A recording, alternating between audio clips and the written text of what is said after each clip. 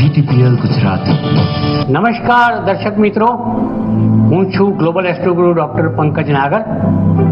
હર હંમેશની જેમ જ્યોતિષ એક વિજ્ઞાન શો દ્વારા એક અદ્ભુત માહિતી આપવા માટે હાજર છું.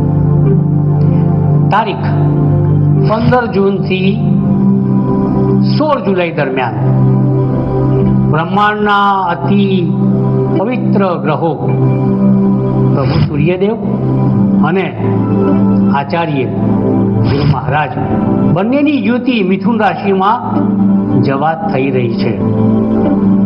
કોને લાભ થશે, કોને નુકસાન થશે, જાણવા માટે જરૂરી છે અમારો આ શો જ્યોતિષ એક વિજ્ઞાન સોમથી ગુરુ સુધી ચેનલ નંબર 282 સવારે 8:30 વાગે ટીવીના પડદા સામે હાજર રહેજો. ઉપાય પણ મળશે, ફળકથન પણ મળશે અને જ્યોતિષ દ્વારા જીવન જીવવાની એક આગવી નવી પદ્ધતિનો અણસાર પણ મળશે. મળીએ. જ્યોતિષ એક વિજ્ઞાન. જ્યોતિષ અને વિજ્ઞાનનો અનેરો સંગમ એટલે જ્યોતિષ ગુરુ ડૉક્ટર પંકજ નાગર. જ્યોતિષ એક વિજ્ઞાન. નમસ્કાર દર્શક મિત્રો, જ્યોતિષ એક વિજ્ઞાન કાર્યક્રમમાં મારી સાથે જ્યોતિષ ગુરુ ડૉક્ટર પંકજ નાગર અને હું અશોક મોદી આપનું સ્વાગત કરીએ છીએ કાર્યક્રમ જ્યોતિષ એક વિજ્ઞાનમાં. અને આપ નિહાળી રહ્યા છો અમારા GTPL ગુજરાતીની વિશેષ રજૂઆત કાર્યક્રમ જ્યોતિષ એક વિજ્ઞાનમાં. પંકજભાઈ આપનું સ્વાગત છે. નમસ્કાર અશોકભાઈ અને નમસ્કાર મારા વહાલા દર્શક મિત્રો. હર હંમેશની જેમ જ્યોતિષ એક વિજ્ઞાન શોની અંદર આજે પુનઃ ગુરુ અને સૂર્ય જેની યુતિ સમન્વય મિથુન રાશિમાં થવાનો છે એની કંઈક વિશેષ વાત એઝ યુ નો આગળના શોની અંદર પણ વાત કરેલી કે બંને અધિમિત્રો છે. એક ગુરુ છે, એક શિષ્ય છે. એક જ્ઞાન છે, બીજો પ્રકાશ છે. એક ગ્રહોનો રાજા છે અને ગ્રહોના રાજાનો પણ ગુરુ એટલે બૃહસ્પતિ ગુરુ ગ્રહ છે. આ બંને અતિ પવિત્ર ધર્મના દરેક કાર્યની અંદર, પૂજાના દરેક કાર્યની અંદર હંમેશા પૂજાતા, પ્રેયર્સમાં હંમેશા જેને આપણે લેવા પડતા એવા શિક્ષણ, સંસ્કાર, તેજ, તંદુરસ્તી, જગતનો તાત, આચાર્ય, દેવ અને તમારા જીવનના દરેકે દરેક સંસ્કારની પૂર્તિ કરતા બંને ગ્રહોની વિશેષ ચર્ચા આ શોમાં આવો અશોકભાઈની સાથે. બિલકુલ પંકજભાઈ, ગત એપિસોડમાં આપણે દર્શક મિત્રો ચર્ચા કરી હતી કે સૂર્યનું મિથુન રાશિમાં એક 31 દિવસના આ ટૂંકા ગાળાનું એક ભ્રમણ છે ગુરુ એના અધિમિત્ર સાથે, અને એના આપણે પ્રભાવોની અસરોની વાત કરી હતી. અને એમાં દેશના મુખ્ય મુદ્દાઓની આપણે ચર્ચા કરી હતી પંકજભાઈએ કે જે પ્રભાવ કરવાના છે.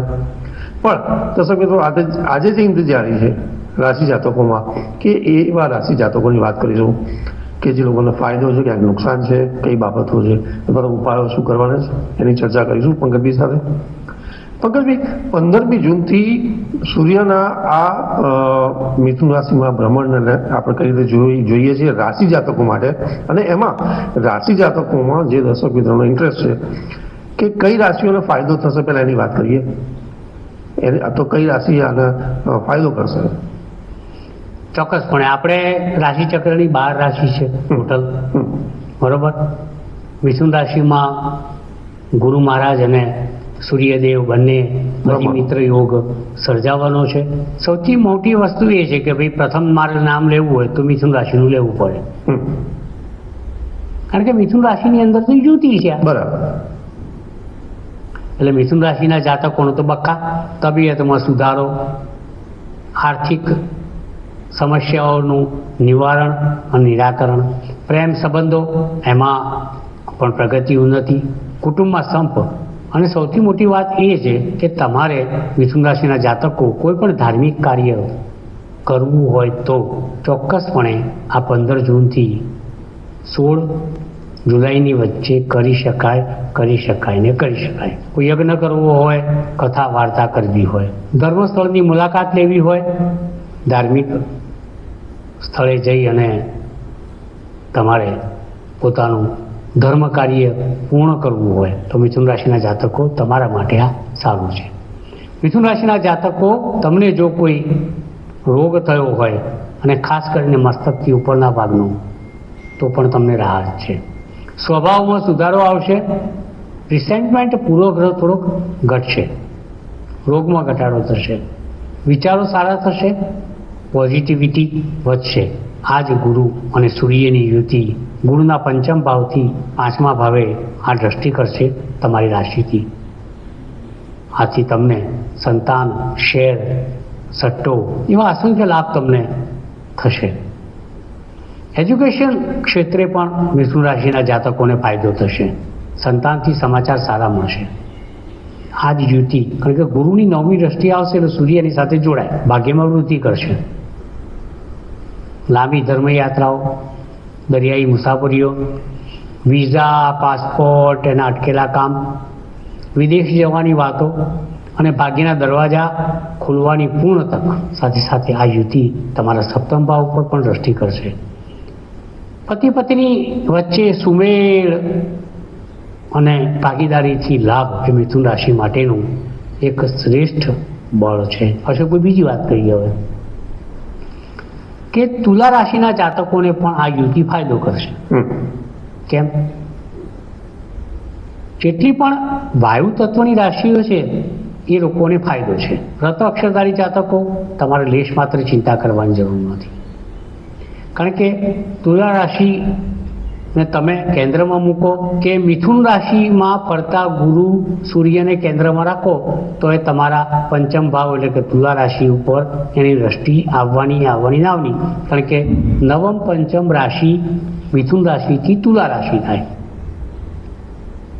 તો તુલા રાશિને ફાયદો, આર્થિક લાભ, તંદુરસ્તીથી લાભ, રોગમાં સિદ્ધિ. કોઈ રોગ અસાધ્ય હોય, સાધ્ય હોય તેમાં નવો ડૉક્ટર વૈદ્ય તમને મળે.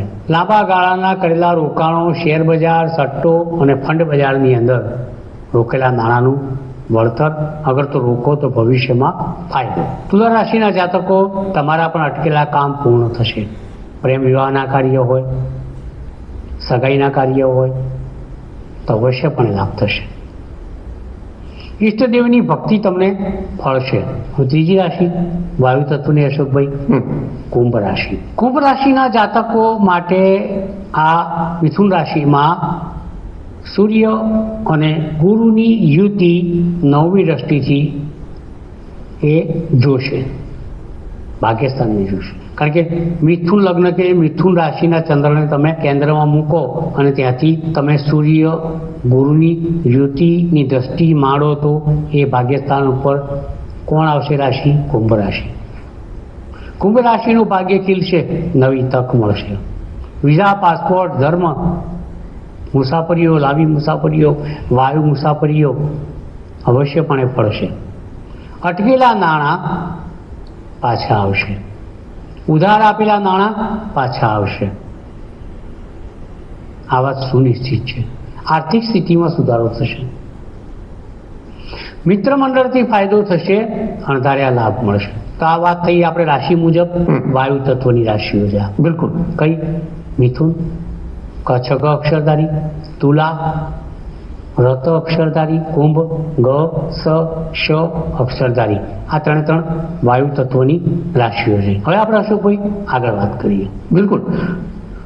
તો નુકસાનના બી વાત કરીશું, કઈ રાશિ જાતકોને થશે એની બી વાત કરીશું. તો આપણે કહ્યું કે આ સૂર્યનું ભ્રમણ છે એ મિથુન રાશિ, તુલા રાશિ અને કુંભ રાશિના જાતકોને સારો એવો પ્રભાવ કરશે, એના શુભ પરિણામો આપશે.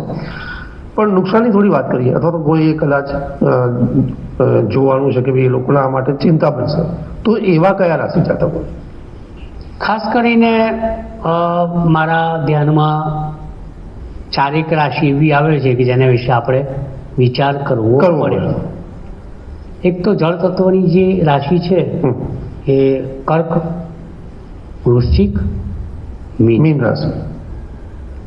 તો આ રાશિનો આપણે વિચાર કરીએ તો કર્ક રાશિથી આ સૂર્ય ગુરુની યુતિ 12મા સ્થાનમાં થશે. It's a 12th placement. બરાબર. જ્યારે જ્યારે કોઈ પણ રાશિથી ગુરુ 12મે આવે, અગર સૂર્ય 12મે આવે તો એ રાશિને ક્યારેક દરેક કાર્ય કઠિન સમસ્યાના ભાવરૂપે બહાર આવે. હવે કર્ક રાશિ આમ તો બંને ગ્રહોની મિત્ર રાશિ છે અને ચંદ્ર છે એનો માલિક, પણ મિત્રથી મિત્રો રૂઠીને 12મે બેસે ત્યારે મિત્ર માટે ભારે કરે. સમજવા જેવી વસ્તુ છે અહીંયા કે કર્ક રાશિ તમારો માલિક ચંદ્ર, સૂર્ય અને ગુરુનો મિત્ર, પણ તમારા મિત્રો તમારી રાશિથી 12મે રૂઠી ગયા એટલે ક્યાંક ખોટા ખર્ચા, વ્યય, ક્યાંક લીગલ એક્શન, નાહકના ખર્ચા, ક્યાંક પતિ પત્ની વચ્ચે વાદ વિવાદ,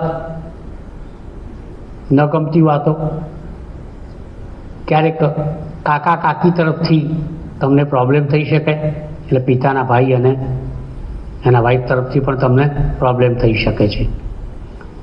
ક્યાંક સરકારી ખાતા જેવા કે જીએસટી છે, ઇન્કમ ટેક્સ છે, ઈડી, આ બધા પ્રોબ્લેમ ક્યાંક અણધારે આવી જાય એવા 31 દિવસમાં પ્રશ્નો નાના સરખા દેખાય. ડ્રાઇવિંગ કરતી વખતે કોઈ મેમો ના પાટે એ પણ તમારે ધ્યાન રાખવું પડે. વાહન ધીરે ચલાવવું પડે એ પણ તમારે ધ્યાન રાખવું પડે. તો આ તે કર્ક રાશિની વાત. હવે બીજી જળ તત્વની રાશિની વાત કરીએ, વૃશ્ચિક રાશિ.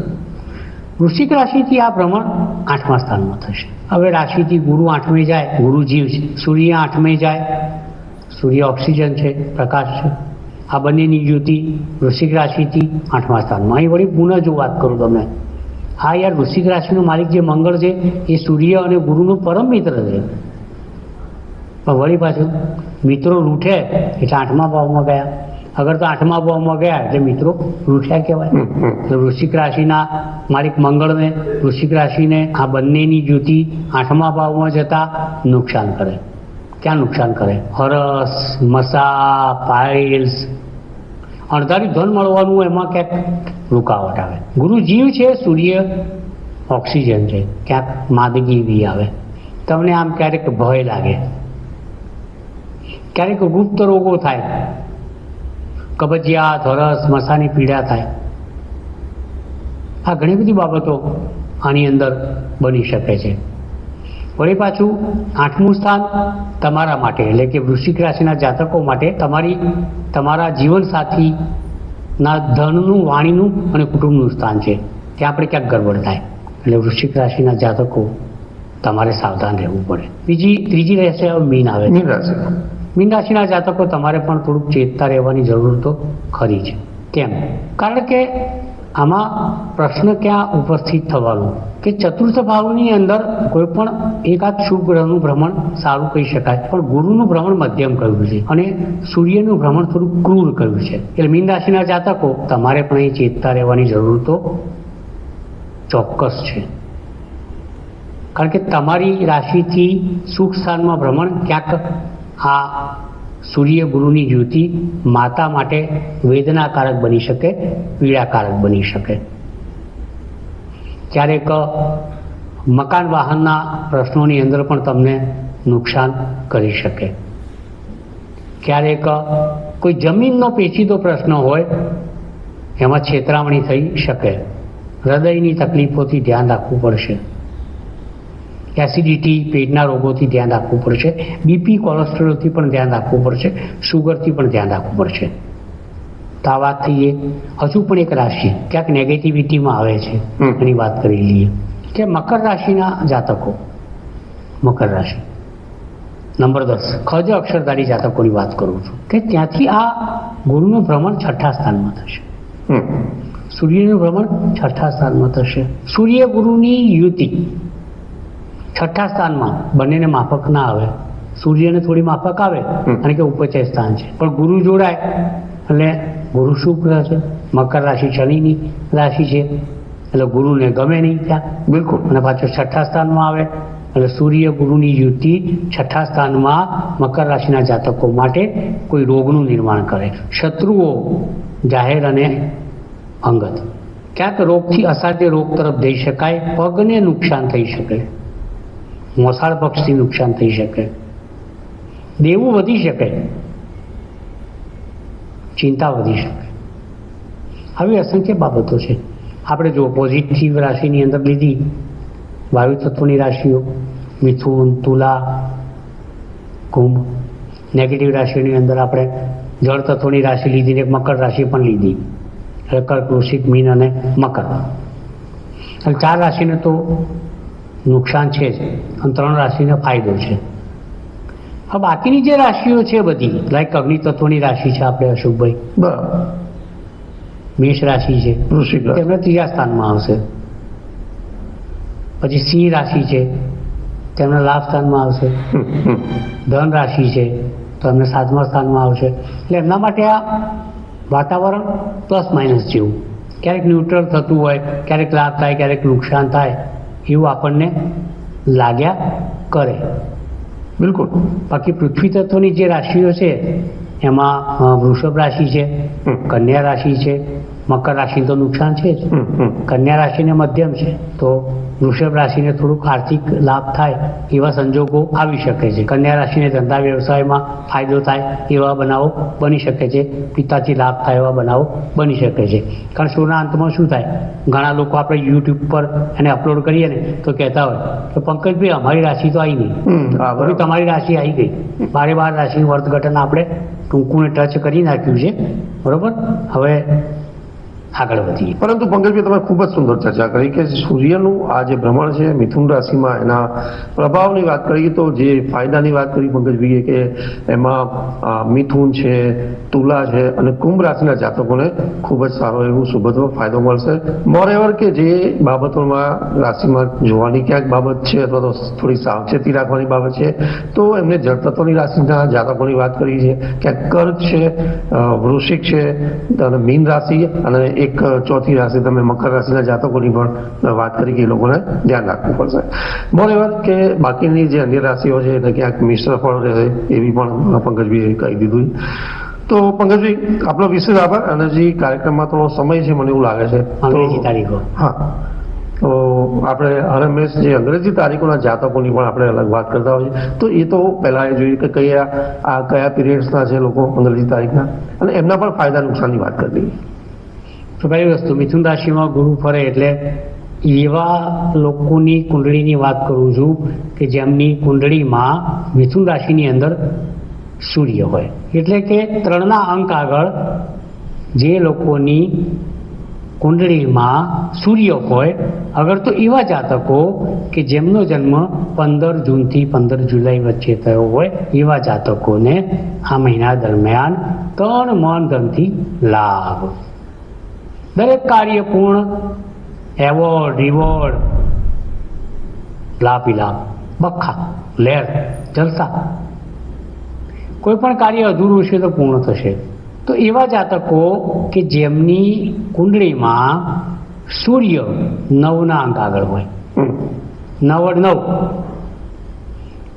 અર્થાત એવા જાતકો કે જેમનો જન્મ 15 ડિસેમ્બરથી 15 જાન્યુઆરી વચ્ચે થયો હોય, એવા જાતકોને પણ આ યુતિથી લાભ છે. એમના પણ દરેક કાર્ય પૂર્ણ થશે, દાંપત્ય જીવનમાં શાંતિ સ્થપાશે, ભાગીદારી ખૂબ સારી ચાલશે. હવે એવી વાત પણ કરીશું કે આ યુતિની દ્રષ્ટિ કયા સૂર્ય ઉપર, બીજા સૂર્ય ઉપર જાય છે. લાઈક 5મી દ્રષ્ટિથી તુલાના સૂર્ય ઉપર જાય. તેવા જાતકો કે જેમનો જન્મ 15 ઓક્ટોબરથી 15 નવેમ્બર વચ્ચે થયેલો હોય, એવા જાતકો કે જેમનો જન્મ 15 ફેબ્રુઆરીથી 15 માર્ચ વચ્ચે થયો હોય. 4 અંગ્રેજી તારીખ આપી તમને મેં મિત્રો, કેટલી આપી? 4. તો આ 4 તારીખમાં જન્મેલા જાતકો ને અવશ્યપણે, એટલે 15 જૂનથી 15 જુલાઈ, 15 ડિસેમ્બરથી 15 જાન્યુઆરી, 15 ફેબ્રુઆરીથી 15 માર્ચ, 15 ઓક્ટોબરથી 15 નવેમ્બર એ લોકોને પણ લાભ છે ને છે. પંકજભાઈ આપણો વિશેષ આભાર કે ખૂબ જ એવા બ્રહ્માંડના અતિ મહત્વના ગ્રહની આપણે જે બ્રહ્માંડની વાત હતી કે 15 જૂનથી જે સૂર્ય છે એ મિથુન રાશિમાં પોતાના મિત્ર ગુરુ સાથે અધિમિત્ર યોગ કરશે, અને એના જે પ્રભાવની વાત હતી, રાશિ જાતકોની વાત હતી, અને દેશના જે મુખ્ય મુદ્દાઓની વાત હતી, એના લઈને 2 એપિસોડથી આપણે ચર્ચા કરી રહ્યા છે. ત્યારે પંકજભાઈ આ 2 એપિસોડમાં આપણે સતત વાત કરી છે, પણ હજી પણ મને એવું લાગે છે કે આ એપિસોડ આપણે બીજા રિપીટ પણ કરીશું અને દર્શક મિત્રોને એનો લાભ મળે. મોરેવર યુટ્યુબમાં પણ આપણે આપણા એપિસોડ આપણે મૂકતા હોઈએ છીએ, તો ચોક્કસપણે આપ એના લાભ લઈ શકો છો, અથવા જે લોકોને જોવાનું રહી ગયા હોય એ લોકો જોઈ શકે. પંકજભાઈ, અન્ય કોઈ વાત નહીં કરીએ કાર્યક્રમમાં, કારણ કે કાર્યક્રમ સમાપનના આવ્યા છે અને કાર્યક્રમ સમાપન કરવાનું સિગ્નલ પણ મળી ગયું છે. તો દર્શક મિત્રો, જ્યોતિષ અને વિજ્ઞાનની ઘણી બધી રસપ્રદ વાતો સાથે ફરી મળીશું નેક્સ્ટ એપિસોડમાં. ત્યાં સુધી રજા આપશો. નમસ્કાર. જ્યોતિષ એક વિજ્ઞાન. નમસ્કાર દર્શક મિત્રો, હું છું ગ્લોબલ એસ્ટ્રોગુરુ ડૉક્ટર પંકજ નાગર. હર હંમેશની જેમ જ્યોતિષ એક વિજ્ઞાન શો દ્વારા એક અદ્ભુત માહિતી આપવા માટે હાજર છું. તારીખ 15 જૂનથી 16 જુલાઈ દરમિયાન બ્રહ્માંડના અતિ પવિત્ર ગ્રહો પ્રભુ સૂર્યદેવ અને આચાર્ય ગુરુ મહારાજ બંનેની યુતિ મિથુન રાશિમાં જવા થઈ રહી છે. કોને લાભ થશે, કોને નુકસાન થશે, જાણવા માટે જરૂરી છે અમારો આ શો જ્યોતિષ એક વિજ્ઞાન સોમથી ગુરુ સુધી ચેનલ નંબર 282 સવારે 8:30 વાગે ટીવીના પડદા સામે હાજર રહેજો. ઉપાય પણ મળશે, ફળકથન પણ મળશે અને જ્યોતિષ દ્વારા જીવન જીવવાની એક આગવી નવી પદ્ધતિનો અણસાર પણ મળશે. મળીએ. જ્યોતિષ એક વિજ્ઞાન. આપ જોઈ રહ્યા છો GTPL ગુજરાતી. પાછા મળીશું ટૂંક સમયમાં.